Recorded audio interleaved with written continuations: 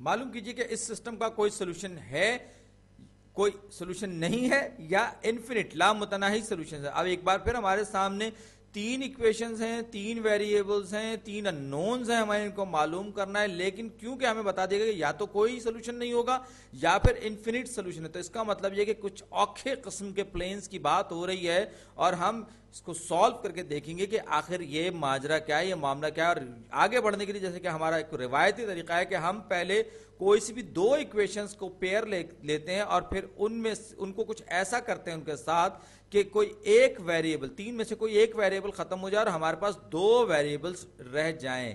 یہ کاروائی ہم کرتے ہیں. تو اس کاروائی کے لیے میں چاہوں تو میں پہلی اور دوسری ایکویشن کا پیئر بنا کے سالو کروں، پھر دوسری اور تیسری کا بھی میں پیئر بنا سکتا ہوں، یا پھر میں چاہوں تو پہلی اور تیسری ایکویشنز کی پیئرنگ کر کے ان کو سالو کر لوں اور کوئی سا ایک ویریبل میں ایلیمنیٹ کر دوں، ختم کر دوں.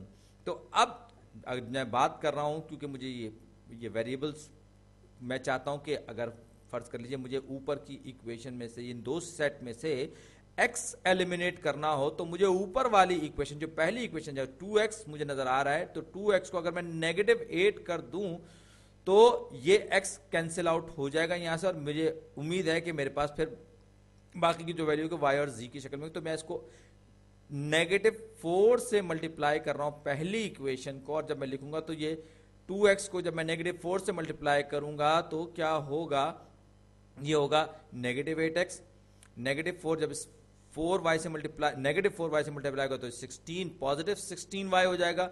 z سے جب یہ z سے ملٹیپلائی ہوگا نیگیٹو 4 تو نیگیٹو 4z ہو جائے گا، اور رائٹ ہینڈ سائڈ پر بھی کیونکہ نیگیٹو 4 ہی ملٹیپلائی ہوگا تو یہ 3 کو نیگیٹو 12 کر دے گا. دوسری ایکویشن کو میں ایز اٹ از بالکل اسی طرح لکھ رہا ہوں جیسی کہ یہ ہے 8x minus 2y plus 4z is equal to 7.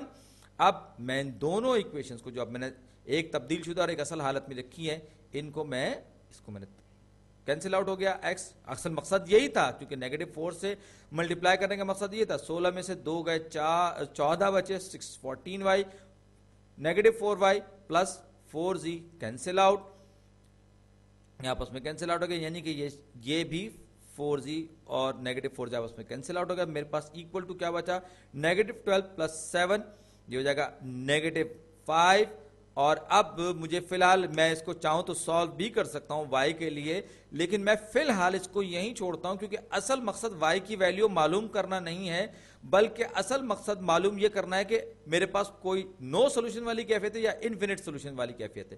تو اب میں دوسرے پیئر پہ کام کرتا ہوں، یعنی کہ دوسری اور تیسری ایکویشنز کو میں سے میں ایکس ٹرم کو ختم کرنے کی، ایلیمنیٹ کرنے کی کوشش کرتا ہوں. تو دوسری equation 8x minus 2y plus 4z is equal to 7، یہ ایسی کی ایسی لکھ دوں گا. البتہ یہ جو تیسری ایکویشن ہے، تیسری ایکویشن کو میں اسکیل اپ کروں گا by factor of 2، factor of 2 میں کروں گا. یہ نیگیٹو 2 میں نے غلط لکھ دیا ہے، یہاں پہ مجھے 2 لکھنا تھا. تو یہ 2 سے جب میں ملٹیپلائی کروں گا تو یہ نیگیٹو 4x 2 سے ضرب کھا کے نیگیٹو 8x ہو جائے گا، نیگیٹو 8x.